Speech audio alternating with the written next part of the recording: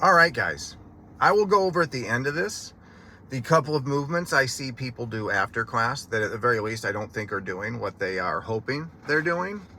But beginning here, I wanted to just cover some movements that I think would be useful to do for each of us before or after class, because I see people want to do stuff, and I thought it'd be helpful to point out stuff I do think is a good use of your time, because I see a lot of people wasting a lot of time doing extra work that I don't think is making them fitter and is also not making them better in class. So let me first say, and I've said this before, you don't need to ever do anything more than class at King William District CrossFit, Metfix Southtown, and I am going to make you a well-rounded, more fit person for the rest of your life. That is how I program. That is my goal. I stand by that statement. That's going to work. But I think for each of us, our fitness journey over life becomes very personal. And we all come into CrossFit with pre-existing strengths or weaknesses, injuries from old sports or activities, overuse, underuse, all these issues. And so I do think there are things that you can do that don't take any more than 10 minutes, that are very quick time, that either will help you avoid injury, perform better in class, and or just make you stronger and more fit. So I wanted to go over 6 of those in this video here.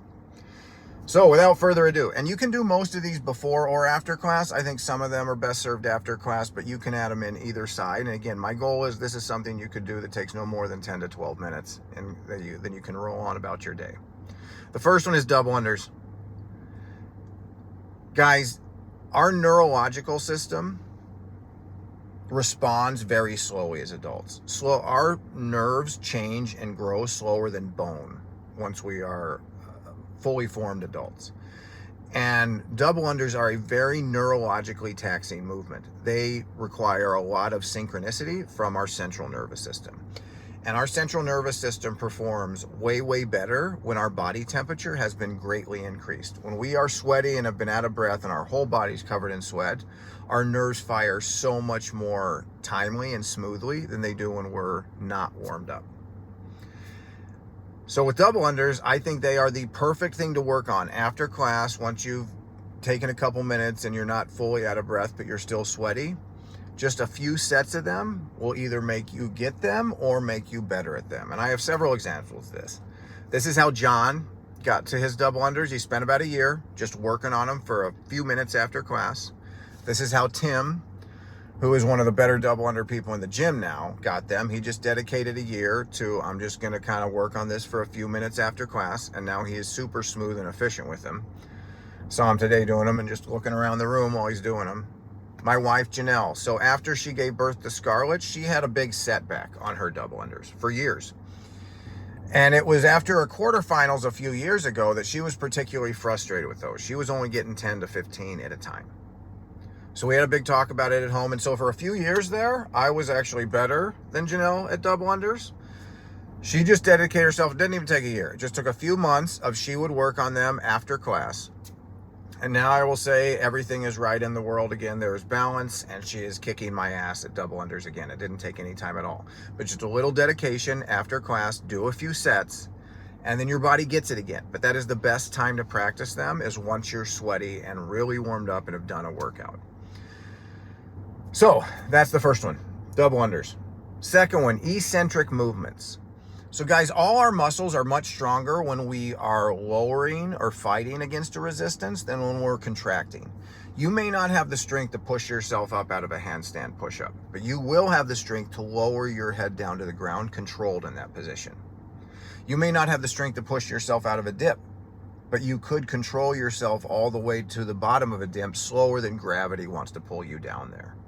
And working the muscles in that way builds the strength, so then you can go the other direction with them. It allows you to work those muscles through that range that you can't work concentrically or you can't push yourself out of, but it allows you to work that range eccentrically, and very quickly that equates to I can go the other direction with those movements. And it takes very few reps of this. In fact, it's not something you want to do a lot of. More is not better with eccentrics. I would say 10 or less. And the 3 movements I'm thinking of are pull-ups, handstand push-ups, and ring dips, or dips in general. Just jumping up on a dip and lowering as slow as you can, and then dropping to the ground resting a minute or so, and then doing a few of those. Same with pull-ups, jumping with your chin over the bar, lowering as slow as you can. Even if you have these movements, doing eccentrics occasionally after class will build more stamina. It will help you get bigger sets of pull-ups or handstand push-ups or dips. And you'll be able to do more weight, like on a weighted pull-up, more weight quickly by doing those eccentrics. It's how I've got so many girls, their first pull-up is by working on eccentrics. And again, most of the time I'm talking 4 to 6 reps, not a lot. You do one, you rest a minute, 90 seconds, you do it again. You do it as slow as you can. You really fight against that resistance all the way down, the last couple inches on a handstand push-up to your head, kick off the wall, wait a minute, then do one of those again. It's how I'm strengthening my handstand push-ups again, getting into what I'll cover next, because I don't have the strength for one, but it lets me very safely, protecting the joint, work those muscles in that range. So doing eccentrics. Next is our rotator cuff. Guys, our rotator cuff is involved in everything we do upper body, and is a very problematic group of muscles that a lot of us tend to get injured because of pre-existing weaknesses or poor movement patterns, or we're using them more than they should be on certain movements. So the acronym I learned in school sits the supraspinatus, infraspinatus, teres minor, and subscapularis. The supraspinatus raises our arm the first 15 degrees off our side. So when I do a shoulder press, the first beginning of that is my supraspinatus before my deltoid and triceps take over. If I'm doing a lateral raise, the very beginning of that is the supraspinatus. And it's one of the muscles I tore on my left shoulder, which is why on strict press and handstand push-ups, I don't have the power at the beginning. I had it surgically repaired, but I still am trying to strengthen that movement. And it's the very beginning of raising my arms out to the side. The infraspinatus and teres minor are involved in external rotation. That was I would say, the more common issue for a lot of people is having problem. And when you do a snatch, a little bit when you do a clean, our external rotators are involved in those movements. And strengthening those are very common problematic muscles in the shoulder. And then the last one, the subscapularis, is involved in internal rotation, bringing my arm in. That is involved a lot in ring dips and in ring or bar muscle ups. When I'm rotating through the transition on a ring or bar muscle up, that muscle is heavily involved. Strengthening those, and that is a great one to do before or after class as a warm-up. And I'm not going to go over all the movements you need to do. You could talk to Edwin at Positive Action. If you want to talk to me, just YouTube. Depending on which one of those is your problem. External rotation, internal rotation, there's a ton of videos on movements you can do. And you don't need to do a lot. You shouldn't do a lot. You should be doing like 3 to 5 sets of 8 to 10 reps with very controlled form and very lightweight.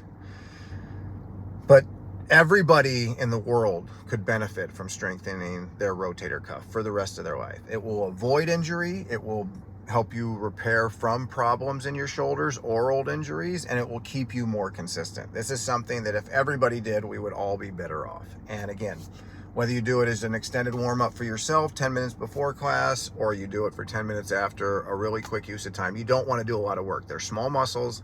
They need to be worked very specifically, and then off you go with the rest of your workout. Bike intervals. And this is the one no one wants to do because it is so effective, but it sucks.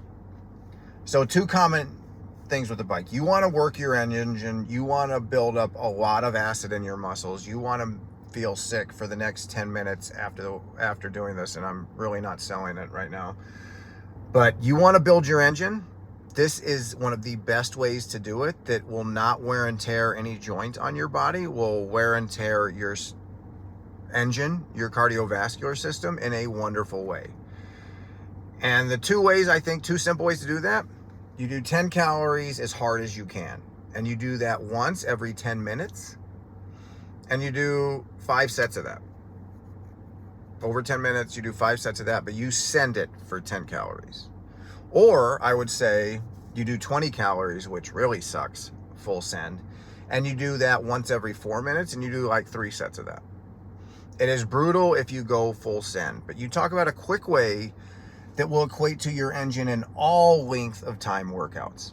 Doing that teaches your body to make lactate and get the acid out of the muscles and build your heart and lung strength as good as anything. And it doesn't take a long time. You don't have to go on a 5-mile run, and I'll get to that later. But no one wants to do it because it really sucks. It takes a lot of mental fortitude too. But it is one of the best, quickest ways to build your engine, is doing quick, intense bike intervals. Next is isometrics. Holds where you're not moving, but you're holding a position. And there's some specific ones of these. Dead hanging off the bar where you just hang there. I was doing this yesterday. I do this often. And guys, there's a lot of correlation between the longer you can max dead hang. If you can hang over 2 minutes, you're going to live longer. I don't think it's causation. If you can hold yourself for that long, I think, one, it shows you don't have a lot of extra body fat. You're pretty lean for your weight. And it shows you do have good muscle mass. So I think it's more of a correlate than a causation. But it's a great thing to work on that will increase your ability to hold onto the barbell, to do pull-ups, all of that. The other ones would be bottom of a squat hold, just getting comfortable in the bottom of a squat, just sitting down there. If you can learn to sit down there for 3 minutes straight, you are a master, you are a ninja at the bottom of a squat hold, and it will make all your squatting movements stronger and better, keeping the heels down. I would not do the plank. The plank's great, but I don't think there's a ton of benefit from that. The reverse plank, where your chest is facing up, I think really opens up the shoulders and strengthens your triceps. So those would be ones, whether you do like a 10-minute EMOM and you're doing 30 seconds a minute on one of those. The other one would be a handstand hold. I forgot that one too, but a handstand hold. Holding that position, same. Great way to strengthen your shoulders and triceps with no stress on the joint. And you can do less. You could do 5 rounds, 5-minute EMOM of 30 or 40 seconds, whatever you can maintain for the whole time. And then next time you do it, you add 5 seconds per minute. But what I love about isometrics, they strengthen the muscles. There is zero stress on the joint. It teaches a lot of mental fortitude. Like, it teaches you toughness that I don't want to keep hanging on, but I learn I can. And this is one of the things I've seen with farmers carries. There's one of the movements I see the older generation often be able to compete or beat the younger generation, because there's just a mental aspect to isometrics. You can hold it longer than you think. It's uncomfortable, but you can keep holding it. And practicing that not only strengthens the muscles, but strengthens your brain. And so I think it's a very quick way, again, under 10 minutes, to get a lot of benefit in strengthening certain muscle groups, depending on where your weakness lies, that isn't going to tax your body very much. And then the last one would be the hook grip. Wrapping your fingers around your thumb on the barbell when you're doing snatch or clean and jerk. Guys, strength, of all the 10 general physical skills I went over the last week, strength takes the longest to really develop. Once you've maximized what your body's capable of, like I've turned on my neurological system, I'm firing my motor units efficiently, building new strength takes the longest to do. People get very impatient with it. As soon as you practice the hook grip, you make yourself 20% stronger at least on all barbell pulling movements off the ground. Deadlift, any kind of clean, any kind of snatch, 20% stronger. I'm not kidding. It hurts your finger a little bit, and I always tape my thumbs before I do it. But that one is instantaneous. Start practicing the hook grip on snatches or cleans or just on the barbell during a workout or after class.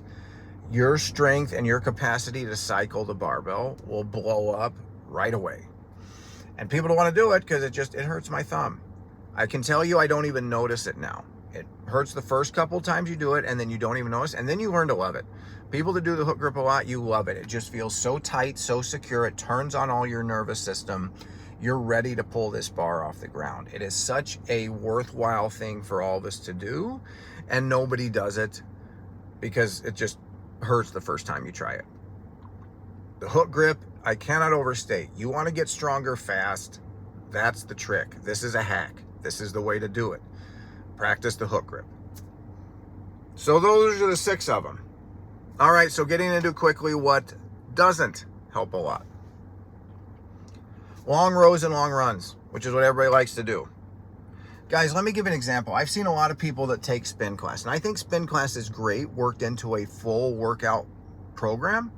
But when I see people do that exclusively, you work hard, you feel like you've worked hard, but you're really hungry afterwards. I have seen more people gain weight in spin class, if that's all they're doing, than lose weight.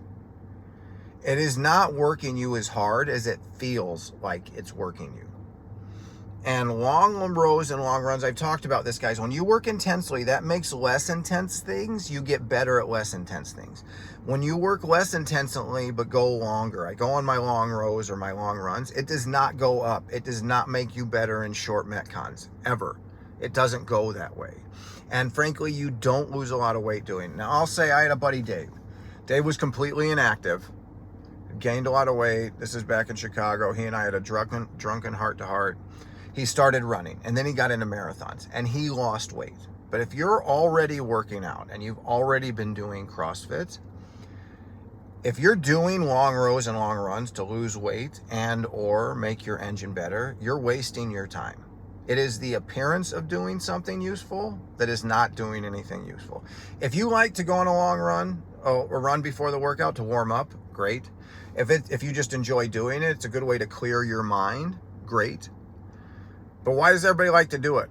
Because it's not hard. It just takes time, and it's the appearance of doing something that's not really doing anything.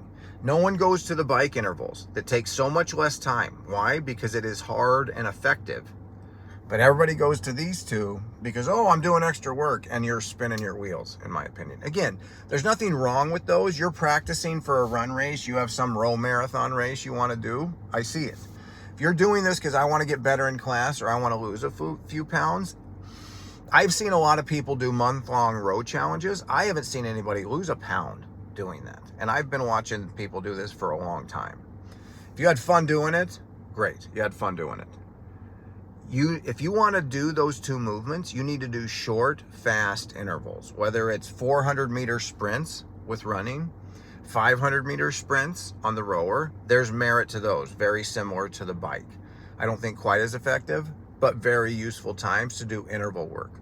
And people, I think, refer to that because you may remember back in the day when Jason Kleep and Froning started doing extra running work, and it got their engine better on running, not on the other movements, but on running. But they weren't just going on runs. They were doing short, fast, 200 repeats, 400 repeats, the occasional 800 repeats. They weren't going on a 1 mile or a 3 mile run. They were doing painful short repeats, and that got them better at the running workouts. None of the rest of the stuff. And they were already lean. It didn't make them much leaner. Doing those things is cool, but it is not effective for making you better in class or making you lose weight. Or frankly, I think making you more fit. Again, you love it. You want to go do runs. I'm all for it. Hammer it out. But I just want to specify what it is actually doing. You want to get better at your engine in class. Go harder in class with your engine. And then the second one, the last one, is ab work. Guys, let me just repeat this as we said before.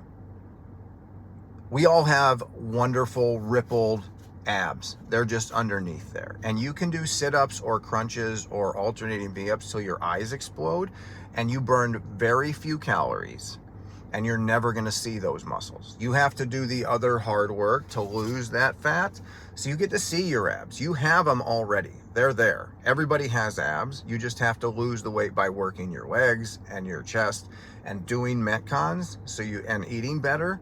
Abs are made in the kitchen. Abs are made by adjusting your diet, and then you get to see them. When I throw ab work into workouts, I'm viewing it as almost active recovery. Here's 2 hard movements. I'm going to throw some sit-ups or some alternating V-ups in the middle to let you go harder on the other 2 and go more steady so you don't have to rest. That's how I throw that in. And I see lots of people, I need abs, so I'm going to work abs. Complete waste of time. Any thorough CrossFit program is going to work your core plenty so you have strong abs. You need to adjust your diet and work harder in class to get to see those abs. All right, guys, that's all I had on this one. Let me know what you think.